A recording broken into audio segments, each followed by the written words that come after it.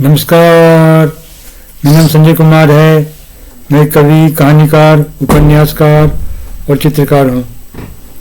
मैं अपना एक लेख आपके समक्ष प्रस्तुत कर रहा हूँ।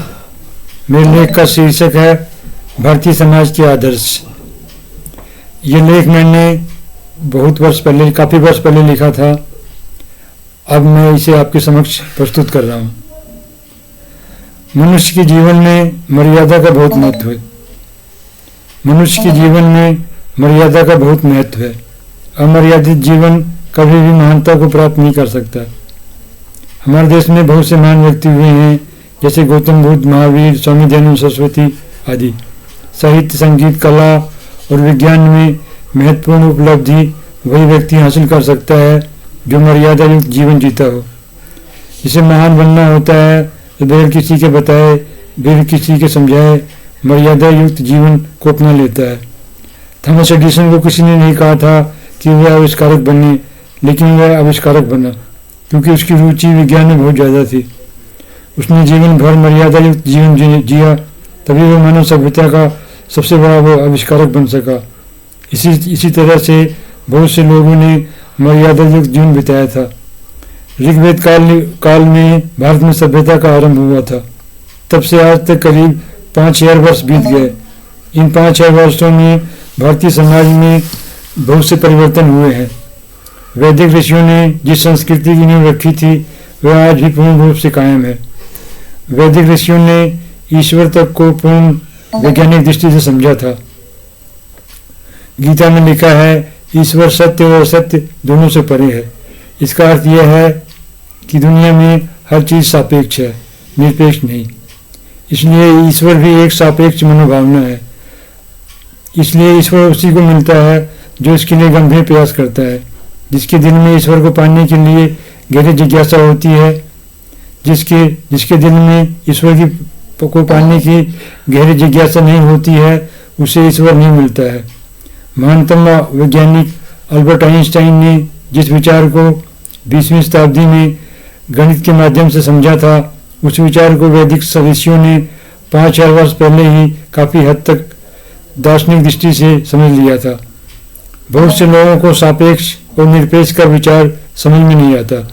इस सृष्टि में हर अवस्था, हर परिस्थिति, हर मनोभावना, हर विचार, हर आंदोलन, हर क्रांति, हर रिश्ता और हर प्रयास सापेक्ष होता है। कोई भी विचारधारा एक विशेष परिस्थिति में ही सत्य होती है। जैसे ही वह विशेष परिस्थिति बदलती है, वैसे ही वह विचारधारा निरर्थक हो जाती है। उदाहरण के लिए अहिंसा के विचार को अगर हम देखें, तराइन के प्रथम युद्ध में पृथ्वीराज चौहान ने मोहम्मद गौरी को क्षमा कर दिया था। अगले ही साल मोहम्मद गौरी ने पृथ्वीराज चौहान की लगभग 1 लाख से ज़्यादा की फौज को छल कपट से नष्ट कर दिया। फिर मोहम्मद गौरी और उसके उत्तराधिकारियों ने कुछ ही वर्षों में संपूर्ण उत्तर भारत को अपने कब्जे में कर लिया था और उन्होंने और उसके उत्तराधिकारियों ने संसार का सबसे भयंकर अत्याचार भारत में किया। कुछ ही वर्षों बाद मोहम्मद गौरी के उत्तराधिकारियों ने भारत के कुछ भागों में परम अत्याचार और जजिए कर लगाकर करोड़ों लोगों को भारत विरोधी बना दिया। इस तरह से हम देख सकते हैं कि अहिंसा की गति समाज को परम विनाश की अवस्था में पहुंचा देती है। वेदों में लिखा है कि हिंसा और हिंसा दोनों समाज के लिए उपयोगी है। वेदों में लिखा है, हिंसा और अहिंसा दोनों ही समाज के लिए उपयोगी है। अगर कोई समाज मोहम्मद गौरी, महमूद गजनवी, चंगेज खान आदि बर्बर आक्रमणकारियों के साथ अहिंसा का उपयोग करेगा तब उसका विनाश निश्चित है। इसलिए वेदों में युद्ध के मनोविज्ञान को महत्व दिया गया है, जिसका अर्थ यह है कभी भी इतने कमजोर मत बनो कि कोई तो दूसरी तुम्हारी संस्कृति को नष्ट न कर दे। वैदिक संस्कृति मनुष्य को व्यवहारिक बनाती है। वैदिक संस्कृति के श्रेष्ठता के बारे में बहुत कुछ लिखा गया है। भारतीय समाज वैदिक आदर्शों से दूर जा चुका था। ज़्यादातर राजनीतिक पार्टियां सांस्कृतिक दृष्टि से विचारधारा विहीन हो चुकी थी। इसलिए ज़्यादातर राजनीतिक पार्टियां वैदिक संस्कृति के प्रचार प्रसार में कोई रुचि नहीं दिखाती थी। वेदों में जिस युद्ध के मनोविज्ञान का वर्णन है, उसे बाद में गुरु गोविंद सिंह जी ने औरंगजेब के काल में दोबारा विकसित किया था। महात्मा गांधी जी ने भी अहिंसा का बहुत ज़्यादा समर्थन किया था, पर क्योंकि दुनिया में हर विचार सापेक्ष होता है, इसलिए अहिंसा भी एक सापेक्ष विचार है। पर महात्मा गांधी जी ने अहिंसा को निरपेक्ष भाव से प्रयोग किया था, इसलिए उनकी अहिंसा की अति अक्सर उनकी और भारतीय समाज के लिए की दशा को विनाशकारी बना देती थी। जिस तरह से वो स्वतंत्रता आंदोलन को उस वक्त रोक देते थे जब स्वतंत्रता आंदोलन अपने चरम पर होता था, उससे स्वतंत्रता आंदोलन को बहुत धक्का लगता था और स्वतंत्रता आंदोलन कई वर्षों पीछे चला जाता था। उनकी अहिंसा की अति के कारण ही हमें इतनी देर से स्वतंत्रता मिली। उनकी इसी अहिंसा की अति के कारण ही भारत का विभाजन हुआ था और लाखों लोग मारे गए। श्रीमान जवाहरलाल नेहरू भी अहिंसा के बहुत बड़े समर्थक थे, इसीलिए उन्होंने आधा कश्मीर गंवा दिया, इसलिए वो चीन से हार गए। जवाहरलाल नेहरू काफी लंबे समय तक भारत के प्रधानमंत्री रहे, पर इसके बावजूद वो भारत की समस्याओं को हल नहीं कर पाए, क्योंकि उनमें वैवाहिक दृष्टिकोण का पूर्ण रूप से अभाव था। हिंसा के बगैर कोई भी सेना सफल नहीं हो सकती है, हिंसा के बगैर कोई भी पुलिस सफल नहीं हो सकती है, हिंसा के बगैर कोई भी प्रशासन सफल नहीं हो सकता, हिंसा के बगैर कोई भी न्यायालय सफल नहीं हो सकता है, हिंसा के बगैर कोई भी राष्ट्र जीवित नहीं रह सकता है। इसीलिए हिंसा और हिंसा दोनों ही समाज के लिए उपयोगी हैं, बस इनका अनावश्यक प्रयोग ही विनाशकारी है। सुभाष चंद्र बोस ने देश को स्वतंत्रता दिलाने के जो प्रयास किया था, वह प्रयास अत्यंत व्यवहारिक था। अगर सुभाष चंद्र बोस भारत के प्रधानमंत्री बनते तो भारत विभाजन कभी नहीं होता। पिछले करीब 20 सालों से या उससे भी अधिक समय से पाकिस्तान हमारे देश को में तबाही मचा रहा था। हमारे नेताओं के पास पाकिस्तान के आतंकवाद से लड़ने का कोई उपाय नहीं था, इसलिए हमारे देश के नेता आतंकवाद के सामने असहाय हो गए थे। पाकिस्तान के आतंकवाद का सबसे सरल तरीका यही था कि हम उसे शक्ति से युद्ध के द्वारा उसे निपटते। अगर हम पाकिस्तान में जाने वाली नदियों पर बांध बनाकर उसका पानी रोक दें तो पाकिस्तान बड़े आराम से सुधर जाएगा। 1971 की लड़ाई में ही हमें ये बांध बनाने चाहिए थे। 1971 में ही हमें पाक अधिकृत कश्मीर को मुक्त कर लेना चाहिए था। वैसे अब पाकिस्तान की हालत बहुत खराब हो गई है, वहाँ लोग दान देने को मोहताज हो गए हैं, क्योंकि उन्होंने अपने देश के विकास की तरफ बिल्कुल भी ध्यान नहीं दिया था। अब हम ये देखते हैं कि मायावाद से भारतीय समाज कितना प्रभावित था। यह है, मायावाद समाज को पूर्ण रूप से अव्यवहारिक बना देता है। मायावाद की विचारधारा का निर्माण आदि शंकराचार्य ने किया था। मायावाद का प्रभाव भारतीय समाज पर बहुत ज़्यादा पड़ा था। आज भी ज़्यादातर धर्मगुरु मायावाद से प्रभावित है। जिस दुनिया में हम रहते हैं उस दुनिया को अगर हम माया मान लेंगे तब हम उस दुनिया में रहेंगे कैसे। इसीलिए मायावाद समाज को अव्यवहारिक बना देता है। मायावाद हर विकृति को परम अवस्था में उत्पन्न करता है। स्वामी दयानंद सरस्वती पहले ऐसे व्यक्ति थे जिन्होंने मायावाद की विनाशकारी रूप को दिखाया था। मायावाद अवैधिक विचारधारा थी, इसलिए मायावाद ने समाज को खोखला कर दिया था। जिस वक्त तुर्क और मुगल सुल्तान भारतीय समाज पर भयंकर अत्याचार कर रहे थे, उस वक्त भक्तिकालीन संतों ने मायावाद से प्रभावित होकर उसका कोई व्यवहारिक विरोध नहीं किया था। मायावाद से प्रभावित होकर ही भक्तिकालीन संतों ने स्वतंत्रता और प्रतंत्रता दोनों को माया मान लिया था। हमारे देश में बहुत से धार्मिक आंदोलन हुए हैं। वैदिक संस्कृति ने जिस अध्यात्म को जन्म दिया था वह आज तक भारतीय समाज के लिए प्रेरणा स्रोत बना हुआ है। फिर उसके बाद बौद्ध धर्म, जैन धर्म और सिख धर्म का प्रचार प्रसार हमारे देश में हुआ। बौद्ध धर्म की विचारधारा और जैन धर्म की विचारधारा अनिश्वरवादी थी। बौद्ध धर्म ने मध्यम मार्ग का विचार दिया। वैसे वेदों में भी मध्यम मार्ग को शेष जीवन बिताने के लिए आवश्यक कहा गया है, पर बौद्ध धर्म ने मध्यम मार्ग को अत्यंत प्रभावशाली रूप से समाज के सामने प्रस्तुत किया। बौद्ध धर्म ने मोक्ष की अवधारणा को भी जन्म दिया था। मोक्ष हमें जीते जी ही मिल सकता है। बुद्ध ने अहिंसा की अति का समर्थन कभी नहीं किया था। जैन धर्म ने भी बौद्ध धर्म की तरह ही बहुत से श्रेष्ठ विचार है, पर जैन धर्म में अहिंसा की अति बहुत ज़्यादा है। अहिंसा की अति समाज के लिए बहुत ज़्यादा विनाशकारी होती है। सिख धर्म में भी बहुत से श्रेष्ठ विचार हैं। सिख धर्म में वो सारी विशेषताएं हैं जो वैदिक विचारधारा में थी। इसलिए सिख विचारधारा को हम वैदिक विचारधारा का ही एक अंग मान सकते हैं। तुर्क और मुगल सुल्तानों ने जो अत्याचार भारत में किए थे, उसकी कोई दूसरी मिसाल हमें पूरे विश्व के इतिहास में नहीं मिलती है। स्वामी दयानंद सरस्वती ऐसे पहले व्यक्ति थे जिन्होंने जिहाद का पहली बार वैज्ञानिक विश्लेषण किया था। अगर हम वैज्ञानिक दृष्टि से देखें तो हमें पता लगेगा जिहाद अत्याचार और अन्याय का दूसरा नाम है।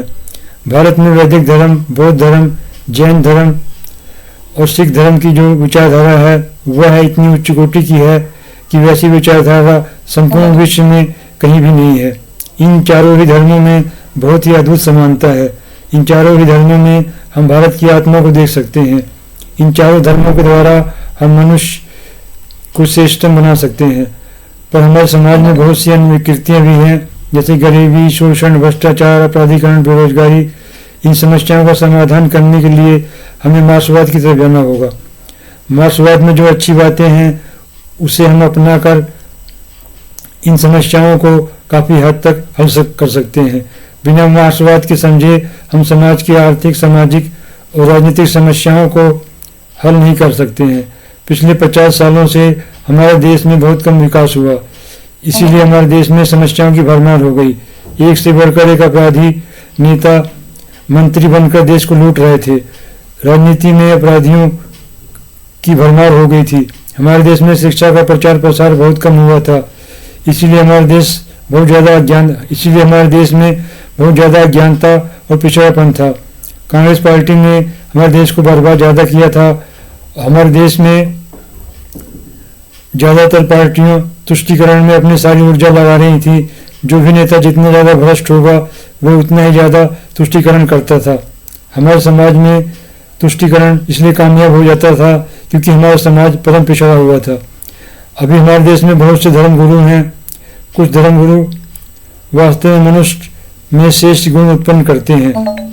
हमारे देश के नेताओं के विनाशकारी आर्थिक नीतियों के कारण हमारे देश का किसान और मजदूर तबाह हो रहा था। पर अधिकांश धर्मगुरु आर्थिक समस्याओं की पूर्ण रूप से उपेक्षा कर देते थे। आर्थिक समस्याओं से पीड़ित मनुष्य अध्यात्म को नहीं समझ सकता है। ज़्यादातर धर्मगुरु उन नेताओं का कोई विरोध नहीं करते थे जो आर्थिक समस्याओं को उत्पन्न करते थे। आर्थिक समस्याएं ही समाज की हर समस्याओं को उत्पन्न करती हैं। ज़्यादातर धर्मगुरुओं के पास पाकिस्तान के आतंकवाद का कोई इलाज नहीं था। यह परिस्थिति और घटनाएं 2014 से पहले की हैं। धर्मगुरुओं के पास कश्मीर की समस्याओं का कोई हल नहीं था। ज़्यादातर धर्मगुरुओं के पास बांग्लादेशी घुसपैठियों का कोई इलाज नहीं था। ज़्यादातर धर्मगुरुओं के पास आतंकवाद का कोई इलाज नहीं था। इस तरह हम देख सकते हैं कि हमारे ज़्यादातर धर्मगुरु वैचारिक दृष्टि से अपूर्ण थे। जिहाद एक मनुष्य विरोधी विचारधारा है। ये बात स्वामी दयानंद सरस्वती ने वर्षों पहले सिद्ध कर दी थी। फिर भी हमारे ज़्यादातर धर्मगुरु जिहाद को एक धर्म मानते हैं। मायावाद की विचारधारा समाज के लिए विनाशकारी है। ये बात भी वर्षों पहले स्वामी दयानंद सरस्वती ने सिद्ध कर दी थी। पर आज तक हमारे ज़्यादातर धर्मगुरु मायावाद का खूब प्रचार प्रसार कर रहे हैं। मार्क्सवाद की जो अच्छी बातें हैं उनकी सहायता से हम आर्थिक, सामाजिक और राजनीतिक समस्याओं का विश्लेषण कर सकते हैं। जब हम किसी समस्या का विश्लेषण कर लेते हैं तब हम उस समस्या का समाधान भी कर सकते हैं। ज़्यादातर धर्मगुरुओं का आचरण आर्थिक समस्याओं के प्रति पूर्ण रूप से अव्यावहारिक होता है। हमारे देश में कुछ प्रगतिशील लोग भी हैं। कुछ प्रगतिशील लोग लोकतांत्रिक तरीके से समाज को सुधारना चाहते हैं। कुछ प्रगतिशील लोग रक्त क्रांति के माध्यम से समाज में क्रांति करना चाहते हैं। जो लोग लोकतांत्रिक तरीके से समाज में परिवर्तन करना चाहते हैं वो लोग व्यवहारिक हैं। जो लोग रक्त क्रांति के माध्यम से परिवर्तन करना चाहते हैं वो लोग पूर्ण रूप से अव्यवहारिक हैं। भारत में रक्त क्रांति नहीं हो सकती। हर युग में प्रगतिशील विचार जन्म लेते हैं। जो प्रगतिशील विचार व्यवहारिक होते हैं वो समाज को बदल देते हैं। गौतम, महावीर, नानक आदि महापुरुषों ने मनुष्य को श्रेष्ठतम बनने का महानतम रास्ता दिखाया था, पर ये महात्मा आर्थिक समस्याओं का समाधान नहीं बता सके। ये महात्मा व्यक्तिगत श्रेष्ठता तो उत्पन्न करते हैं पर सामाजिक श्रेष्ठता नहीं उत्पन्न करते हैं। जब उत्पादन का साधन भूमि थी तब ये विचारधारा बनी थी। अब उत्पादन का साधन बदल गया है। आज उत्पादन का साधन मशीन, कंप्यूटर और रोबोट है। इसलिए आज के युग में मार्क्सवाद की अच्छाइयों को अपनाए बिना समाज का विकास नहीं हो सकता है। आधुनिक लोकतंत्र प्राचीन काल की सभी शासन प्रणालियों से बेहतर व्यवस्था है, पर अभी भी हमारे देश में बहुत सी बुराइयां हैं। हमारे देश में अनेकों तरह के धार्मिक, साहित्यिक, कलात्मक, वैज्ञानिक, राजनीतिक और आर्थिक आंदोलन हो रहे हैं। ये सारे आंदोलन समाज को अपने प्रभाव से बदल रहे हैं। आज की राजनीति उतनी शोषणकारी नहीं है जितनी शोषणकारी राजनीति भूतकाल की थी। आज भी हमारे राजनीति में अपराधी लोग सफल हो जाते हैं। जैसे जैसे हमारे समाज में शिक्षा का प्रचार प्रसार बढ़ेगा, वैसे वैसे हमारा समाज जागरूक बनेगा। जागरूकता से ही समाज की विकृतियों को नष्ट किया जा सकता है। मेरे वीडियो को देखने के लिए आपका बहुत बहुत धन्यवाद। अगर आपको मेरा ये वीडियो पसंद आया हो, कृपया मेरे चैनल को सब्सक्राइब कर लें। नमस्कार, वंदे मातरम, भारत माता की जय।